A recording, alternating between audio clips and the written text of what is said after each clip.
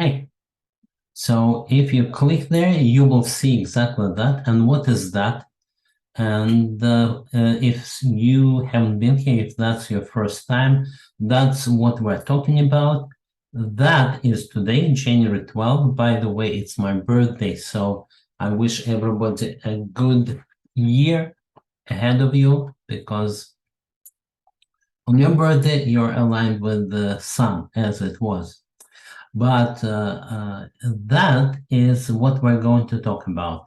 So as usual, we talk about something theoretical or kind of, now I stopped sharing Sims. Okay, something that is more like learning, and it's right here. And then we also talk about practical. What aspects of practical, hey, thank you for happy birthday.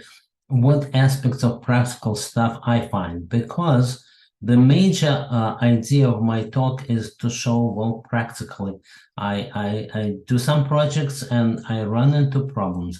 Things don't work as they're supposed to. That's encouraging for everybody who has problems implementing something, because you would think, it should all work. But thank you for everybody saying happy birthday. So it should work. Many things should work, but unfortunately don't. So we will talk about Chroma. Chroma is a component to make your applications with ChatGPT smarter.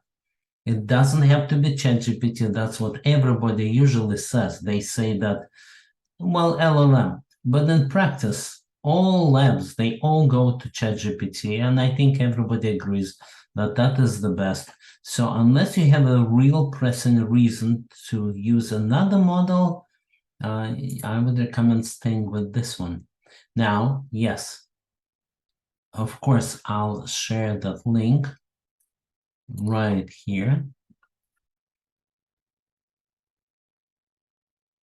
That's the link. And that, actually, there are a few precious things here. So first of all, there's my name, not so precious, but it's here, my LinkedIn and webinar. Now that is where I collect all that stuff. So usually I put it in here and I give you a link to that, but it's all here. Also, that's a history of what we were talking about. Well, it may be interesting to see what we were talking about. And very often I search, like I remember Microsoft explained what they do. So probably you can search on Microsoft here. And you can find what Microsoft did. Yeah. That's how you can use this thing, but most important is today. That's number one. I have been using Bard, that's great. So tell us what the results were. I think that yesterday, last time, I showed you a leaderboard, right? I don't have it here, but I really must have a leaderboard. So let's do this. I usually, as we talk, we invent new things to talk about based on your feedback. So for the next one, here, the next one will be on the 19th. Okay, so leaderboard. I need to dig it up wherever it was. Okay, for LLM. And that compares in practical numbers what people do, how they vote. So then you're not based on your own individual experience. Okay, yeah, that was a practical result. But back to our session today. So what I've done is actually run through the labs.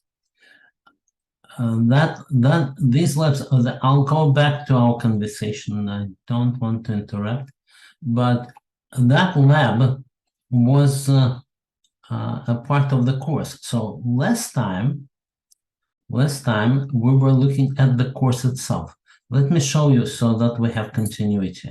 Last time we were looking at the course, and that was the course, and that was a very nice course. I'm not turning on the sound, but I'm going to any one of the lectures. Let us say we go to the first one. And the way that is structured is that once you start, the minute you start, okay, you get the notebook, right? That's a Python notebook. So you can copy and paste and implement it on your local machine. They have it working in their environment. So if I start on there, and there is deeplearning.ai. So if I come here, then there is some kind of mystical help utils, and you import WordRef from there. But the minute you download that, it doesn't work. Okay, and now we're going to see what practically I'm bringing to you today. You can do this. You can save file, save download as, and then show notebook. Here you are. There will be a notebook right here. That's a notebook, even though you can't really see it. But it is a notebook and it doesn't work. You get an error in this line, then you get an error in this line. So I worked on every one of them. What I'm bringing you today is everything working. And which problems did I have?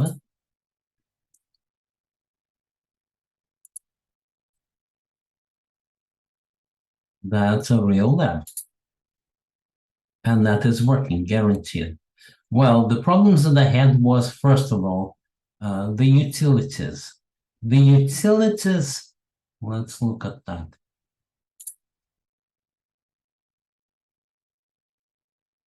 So the very first from help utils import WordRem.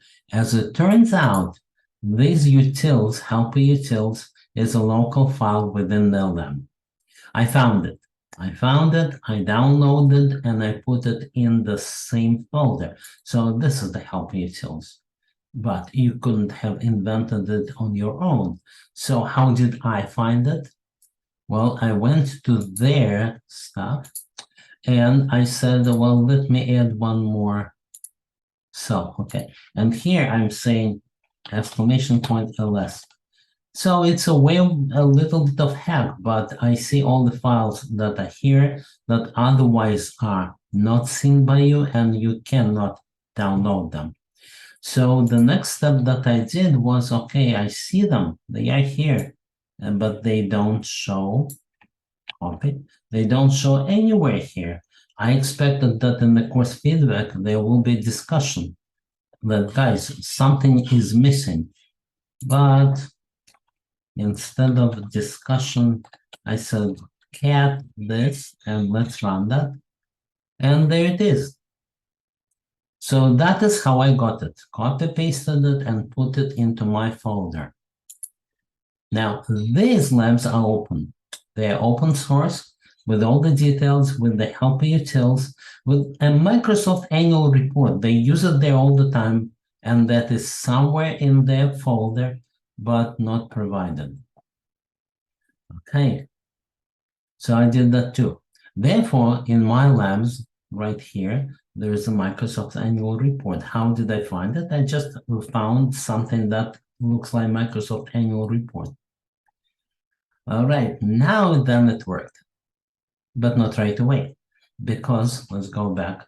I had to import additional utilities. Let's say here. The next step is from PyPDF, import PDF reader. Well, unless you have that PyPDF installed, it will not work. Now, since there could be potentially very many problems, and their goal is not to debug your local install. That's what everybody tries to avoid, to debug somebody else's local install. There are no instructions. There's no no instructions how to set it up. I did it for you guys. So I'm closing that, stop complaining. I'm showing you that if you download that, it will work. I was also careful to save requirements. Here are the requirements. So if you have to install it on your computer, that's what is needed. But somehow these requirements, nice as they are, and well as they work with PyCharm here, that's something, some other project probably. So well as they work with this, they didn't work for me. And so instead I have this. I have a requirement.sh. So I run it myself. No big deal. I don't set this kind of environment all the time. And that has a more chance to work. Okay. Now that I told you this, I want to run it. So let's go. To run it, you need to go to the folder where that resides. And in my case, it resides in OpenAI Labs. You need to switch to that environment, which will have everything installed. And in this case, it will be conda activate OpenAI. And if I didn't mess it up, that is here. And now I can do Jupyter Labs. Okay. So if I do all of that, it will open my notebooks in here. And here they are. I collected every one of them. Took me, I think, a couple hours. But given that that is something very valuable, okay, I did the work. Now, exactly how valuable it is, for that we need to go back to the folder. So let's close what we don't need. And here is the working lab. That's for you because I keep it open. Also, here are the slides. So let's do that. Let's look at the slides because I updated them a little bit. I did show it the last time. I want to open it. So if I do copy link and open it from here, it will work, right? So we're back to our slides as we were last week. This time a little bit cleaner. And then these same things, you will see them in the notepads, notebooks, and they will make a bit more sense. All right, with this introduction, RAG with Chroma. What is RAG? That is Retrieval Augmented Generation. I see there are more people. What I'm going to do is to invite you to talk so you can interrupt anytime. You're very welcome. And if I didn't give you the permission to talk, then please ask me. Here is the Retrieval Augmented Generation, which is to me a nonsensical term. It doesn't tell you what it is. So we'll just have to remember. RAG is how you build your applications. Chroma gives it more brain. That's why it is important. Anybody by now can take a short course from Andrew Ng and build a little application where he or she will be asking ChatGPT to do something. Everybody can do it. And then if that everybody has the documents to talk about, you can upload them in ChatGPT. Let me illustrate how you do it. If you go to ChatGPT here, then here, I'm moving that window a little bit to the side. Here, you can upload the document right there. That's uploading the document. Well, there is a limit on how many documents can upload. They probably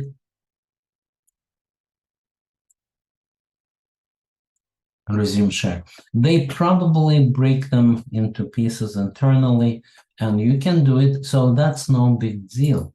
What is a big deal is that the answers that ChatGPT gives you are wrong. And your users begin to be very smart in how exactly they should be talking to ChatGPT. That reminds me of the early days of searching, where people knew how to search and they needed to manipulate Google to give them the right answers. And then when Google started understanding what they're saying better with BERT, they had to unlearn all these skills, and Google had to say, please don't use your old skills because they are counterproductive now. Instead, just ask what you want to ask. Well, that's a long story, but the result is that RAG is giving you a chance to talk to ChatGPT with your documents, but it doesn't give you the right answer unless you use Chroma. Well, Chroma is something similar. So let me really quickly check what's on the chat. Okay, any So opinion Mark, about, yes?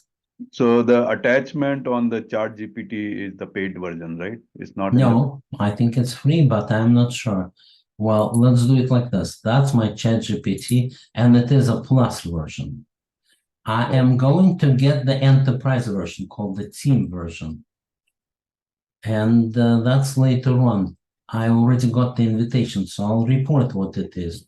We can check that. We can do it this way, and then it will still want me to log in. So no, I don't have an answer. You tell me if you're using a different version. I'm using 3.5, but it doesn't show me attachment. Well, can you switch like this is 3.5? I think that. I just switched. It doesn't show the attachment. Yeah, I think that's a paid version, so I have to pay $20 per month. Yeah, yeah, $20 per month I'm paying, but I also got finally an invite because I previously at some point of time I applied for what they call the team version, not the enterprise, but the team. Yes. And that comes at $25 per person. But listen, there is a minimum of 2 people, so that is $50 a month. And you also need to pay for a year. With that, you get the promise of faster, and you can work as a team. And most importantly, they promise not to steal your data. So if you're, maybe I should show you that. It's not hard for me to find it.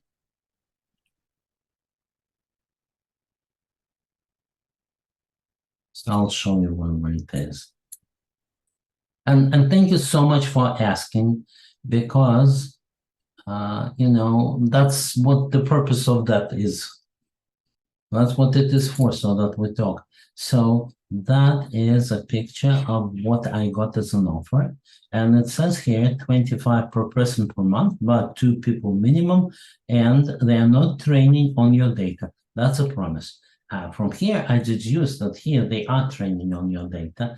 That is a vague thing. Sometimes you hear one way or sometimes the other. That is a message from OpenAI, so it should be correct. They should stand by it. What else is there? High message caps, create and share GPTs with your workspace, admin console for workspace management. Well, I wasn't interested in other things. Okay, I showed that to you. I can close. Thank you. Very welcome. Okay, and right now I'm in the middle of a lot of work, so I'll show you what it is. But back, we know you can already do this. That's official. $25 or not $25, but you can upload the documents. That is not enough. Here is why. It turns out that the way we apply all of this is described by a RAG. So we'll talk about a RAG first, and then what the problems with the RAG are. The simple way to understand this is that you take the document, you break it into pieces, and store it in what is called the syntactic search engine. It is also called vector store. Okay, and well, I'm sorry, let me turn off this interruption. Okay, so that is called RAG. You store it in the embeddings. Embeddings, vectors, all these terms mean one and the same thing, that you can store a document and search it not on keywords, but on meaning. And that's what you get. You take each individual word or each individual paragraph and put it into a high-dimensional vector space. Now, this is not high-dimensional, right? This is two-dimensional, but there is a way to project any kind of high-dimensional into two-dimensional, just so that we have something to talk about. And with that, the major thing was that this is what your search engine gives you, or syntactic search engine, or vector store. But this is the real answer. And that's optimistic. So you get a lot of additional garbage. Okay, so what do? Chroma. Comes Chroma, and it says, let us search in a smarter way. Keep in mind that this search is a 10-year-old technology. Searching in by meaning, searching for the relevant text is quite old. It's 2013, invented by Thomas Mikolov, successfully used since then, but we're now getting much smarter technology with LLM. So you give it with this idea. First, you search in a relatively stupid way, find all relevant documents, and then try to make sense. Okay, it doesn't make sense. I'll show you why. Therefore, you suggest this. First of all, search not only for the question, but also search for the answer. And since you don't have an answer, then generate it. So generate an answer and now search for the question and for the answer, hoping that you'll find it in the documents. That's the first smart step. Next step is, after you've done your search, change the order of documents. They came in a certain order. You control how many of these supposed relevant pieces to give, but you can rank them and give the more relevant first, and that will improve the result. Finally, here is using an LLM. You are improving based on the user's results and user's response. All right, let's close that, because that I showed you last time. Let us run it. Now, this time it runs because I ran, as I told you, I ran it. And now, well, we'll go through that and we'll see how it runs in real time, and not in the lecture, not in the picture, not in the slide. So, as you can see here, I stored it together with the results. But I really want to run. So what I will do is I will show you that, look, I'm running the first one and I'm importing the necessary parts. Now I'm getting the document here. And that takes quite a lot of time because I'm reading the Microsoft annual report, which has, I think, 300 pages, something like that. It has lots of pages. Now, I divide it into paragraphs. That's the common practice. We'll come back to that because that's a common practice. Doesn't mean that it's right. So we'll get back to that. But we did divide it into paragraphs, and how many of them? Let's see. Can I ask a question, Mark? Yes, please. So when we store the document into vector database, do we have to, like you are dividing into paragraph? Yes. But we need to tag that what information is there, or how does it know? That's a very good question. You're right, you get it exactly right, because if you send just that paragraph, well, how does it know what document is it from, right? Yeah. So how do you divide it into paragraphs? It's given. I mean, it's described. You're using, at least I'm using, a length chain. And length chain has divided into paragraphs. Well, you do some kind of division, but length chain has one more thing, and it has parent document. So when you send it to your Pinecone with length chain, you can say, and that is the source of this paragraph. Now you can find it back, because otherwise LLM knows the information but doesn't remember where you got it from. So, good question, and that's the answer. But that's not what I'm doing. I found that for me personally, it was too much to learn how to use this. And instead, when I divide it into paragraphs, I add one more string, and that string says source, colon, and then I give the source document. And LLM is smart enough to get it. So by now I have implemented the reference back of the document. And I can probably show it to you right away because that's one of the things that I'm working with right here. Okay, so that's an implementation of this technology. We'll talk about this. How do you get to that? But in any case, I can go to AI Advisor and look at any one of the cases.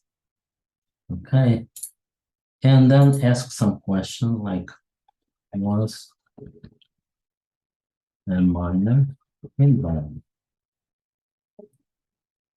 So it should answer yes, multiple minors involved. And moreover, it says that's your reference. Now keep in mind that's not perfect. Case 17, that's what I need to remember.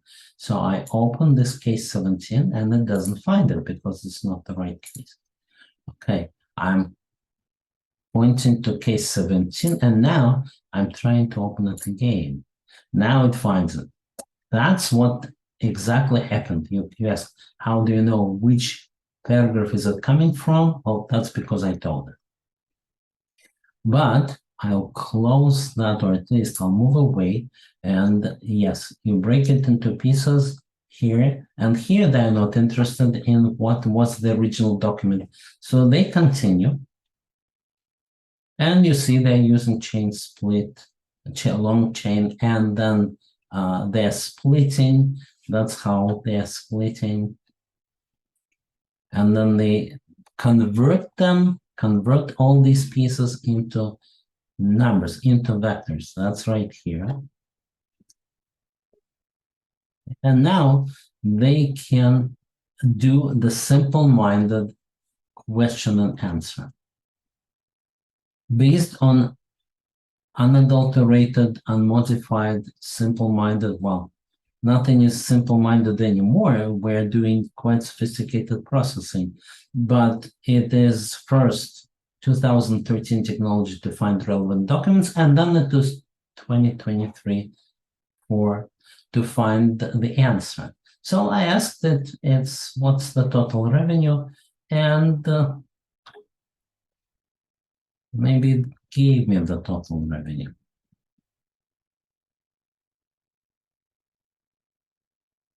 So I didn't even ask the ChatGPT yet because that's the first time when I'm bringing the OpenAI key, which is, according to the proper practices, found in a .env file. So I'm getting this key. And if you follow Andrew Ng courses, many things already begin to be familiar, and they also work out of the box. So that works out of the box because I set it up for the previous labs. And now, well, we're saying this: you are a health and financial expert, and your users are asking, let me see what they're asking, questions about information. So let us try.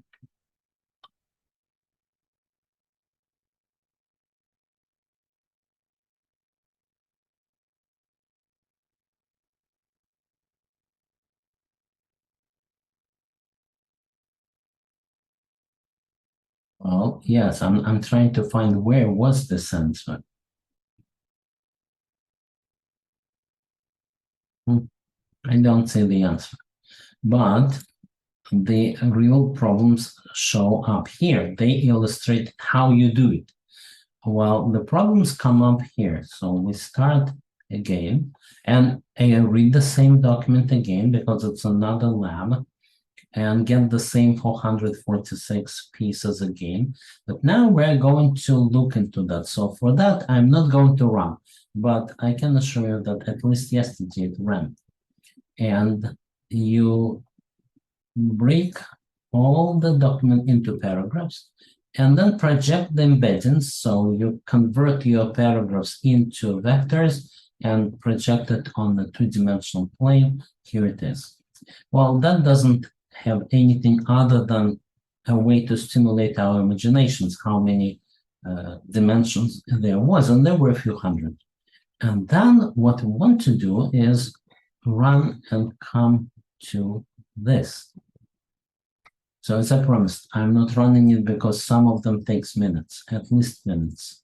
And that's what the result is, that's the real answer. That's the document of interest.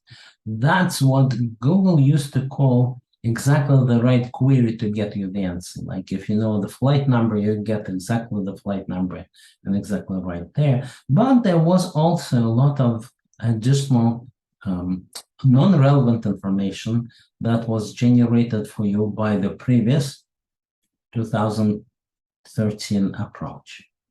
Okay, so then you can ask the questions, but you will see how this additional run support give you the problems. So you run through that and you see that the answer was here, but unfortunately all the other knowledge irrelevant to this question intervened. And if we ask the question, then we get the answer that is very far away from the truth because we confused it with additional wrong information. It's not wrong, but it's not relevant to the question. That was the second lab. You can run it on your own. If you have any problems, write to me, I'll help. But it illustrates that, well, our approach leaves something to be desired. Therefore, here is query expansion, and the idea is that you will generate some kind of answers. Then you include this answer into the next question. So your first question is a real question. The next question is a combination of proposed answer and the question. That part is easy to understand. Now, when you go to the code, then you'll see how it works. That's a bit harder. And it also takes some time. But it shows more promise because now you get closer to the real answer. What if you do it many times, not just once, multiple queries?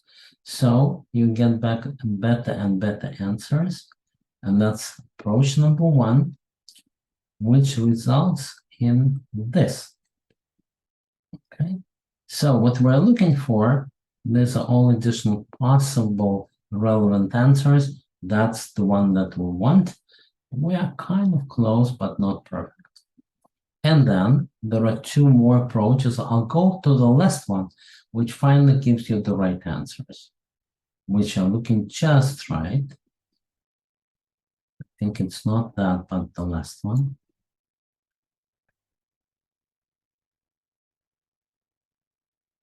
And that's very impressive, right?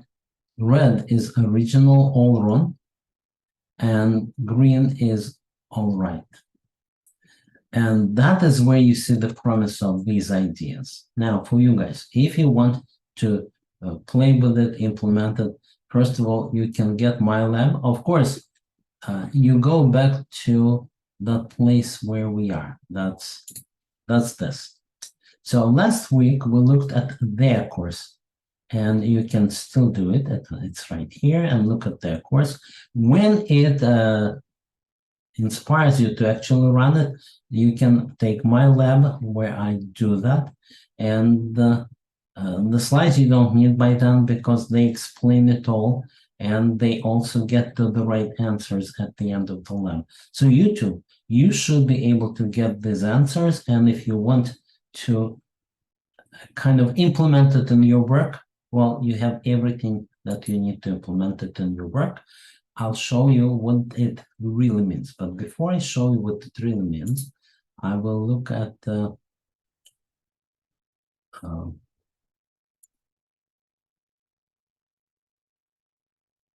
all the conversations to make sure that nobody, okay, all done, right?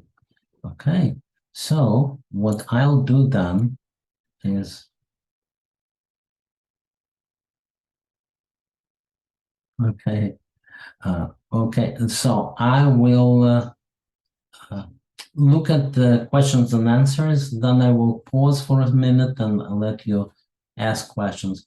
So John says he's been using Bard, and well, there's a message explaining that human interviewers are viewing information from my conversation. That is an interesting. It's like a kind of nice working with us. we'll use you for our purposes. But I mentioned that there is a promise from OpenAI that they are not looking. Any opinion of Dataverse? Sorry, I don't even have that. So here's Dataverse. Oh, so that is Microsoft implementation of that. All that we're discussing right now, Microsoft per packages. I think we should look at it, right? So let's do this. Let's put it here and add Dataverse here, right? So maybe next time we'll talk about this. All right, so I'm stopping the share. Hey, Mark, Yes, please. so you showed the green like adapted. Is it Yeah. is like a feedback based, or how do we know what is adapted and what was recommended? According to what they say, it is feedback based. Okay. So maybe what we should do is repeat next week. We should repeat really in more and more detail. So what I'm doing is this. Repeat and open this lab. Because that really, I'm putting it here on what we're going to do. Okay.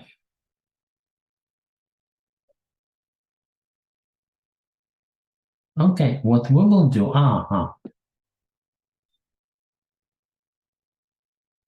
no more chat and no more questions so far. So therefore, I'm sharing again. And I'm more or less showing you what I'm working on. Because all the problems that you may have are something that you will see as well. And I think there's one more person. No, but I need to allow talking to a few of the guys here. Okay, so now everybody can talk. Back. Now, practically, it was a nice slide. When you take your document, you break it into pieces, and then you are sending it. But practically, it's not that peachy. So I'm exactly doing that. Here's my Fast API. That's the locally run Fast API. And that's where I store content. So I can store all the content that I like, but it runs out of socket connections at document number 700. We have implemented that same Fast API in scalable Elastic Beanstalk, and we come up to 1,000, maybe 1,300 documents. That's nothing. You need much more. Each document is pretty big, so some of them have 300-400 paragraphs, but it's still doable. And I have to shamefacedly admit that we haven't found the solution.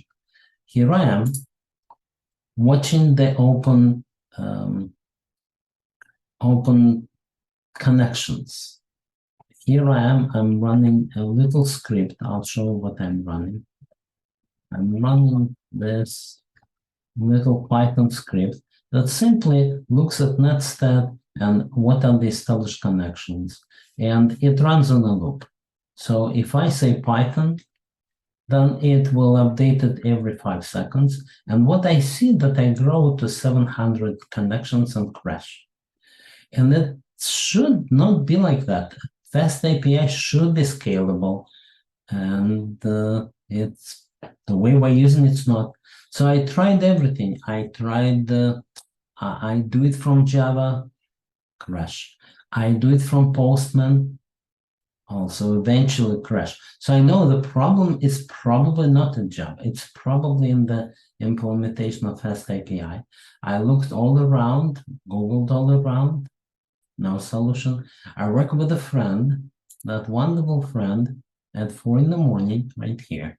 4 in the morning, you see, he said, I was able to complete the full index.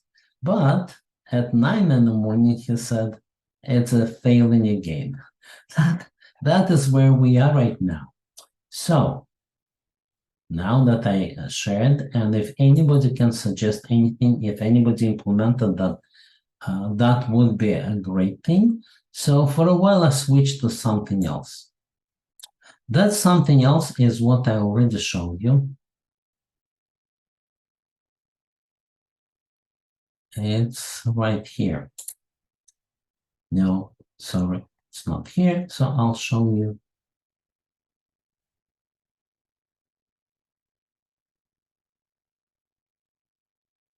Right here.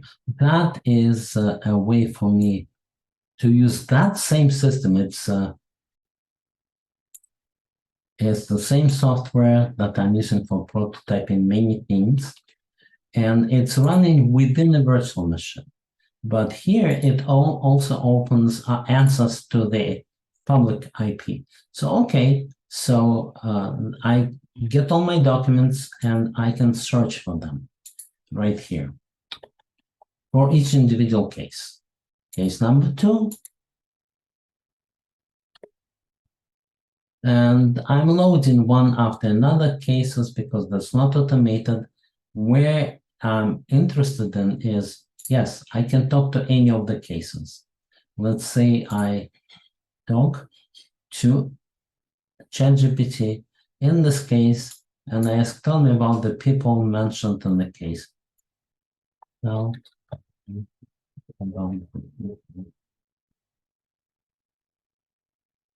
in this case, let's see what it will say.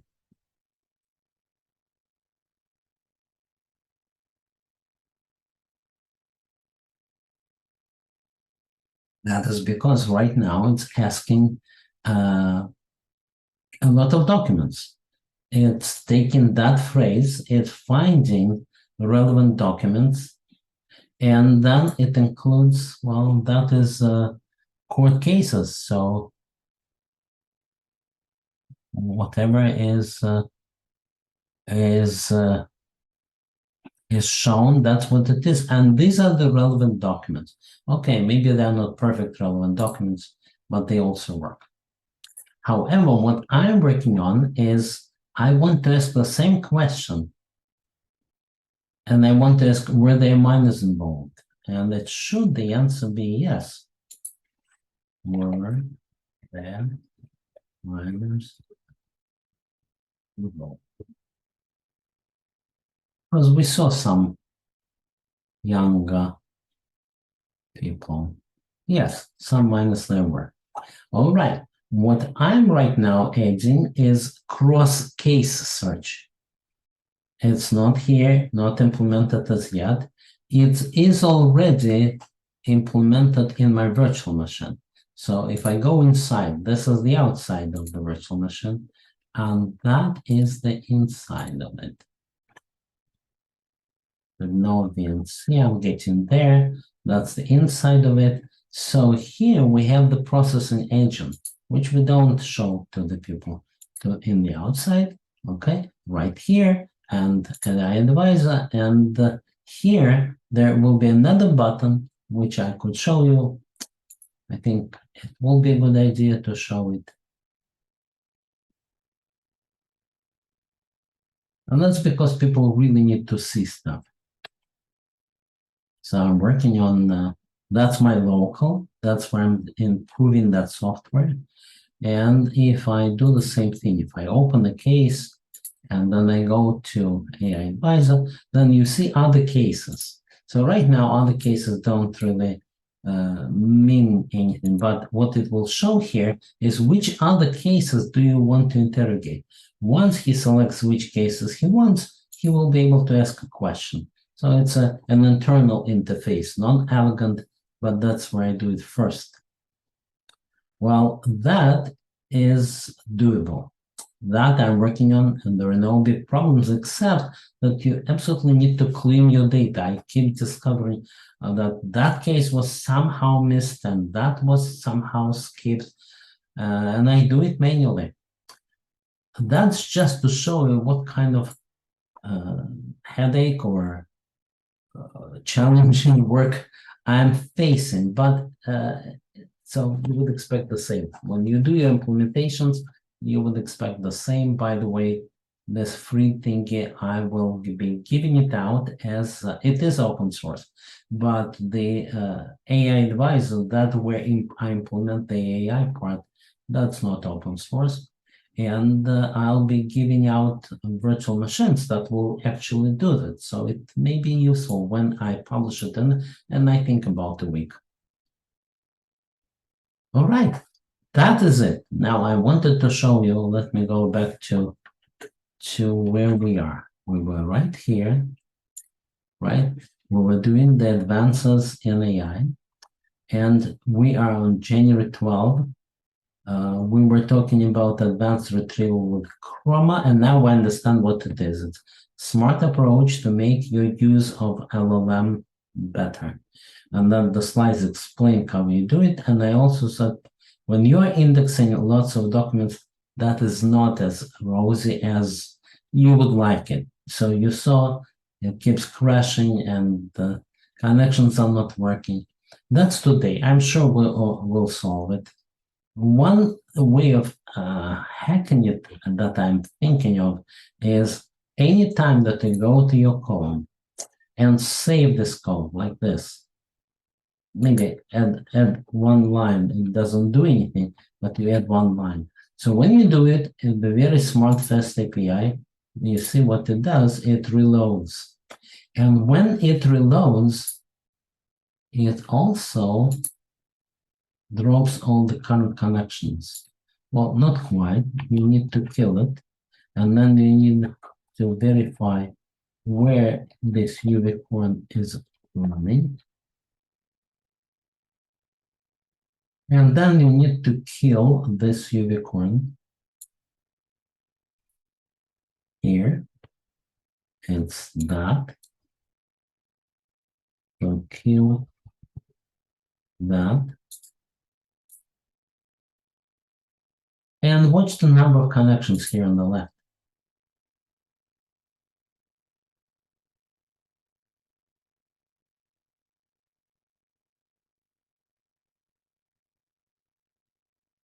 Oh, should go down.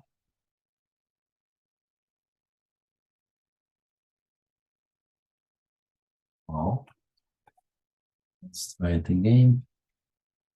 No idea, but it does go down. So I can imitate here. I can imitate that that I'm updating the code. That would be a bad hack, but it at least might make the process continue. Well, that is where it is right now, exactly where it is right now. And I showed you everything that I had to show. And I'm saying thank you very much. Thank you very much for being here, for talking, for asking questions.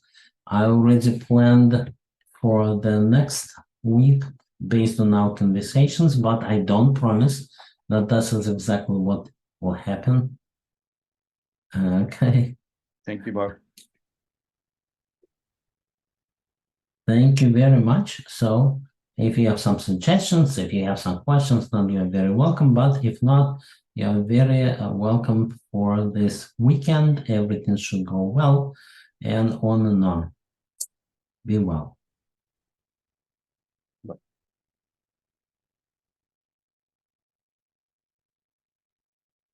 Thank you and goodbye.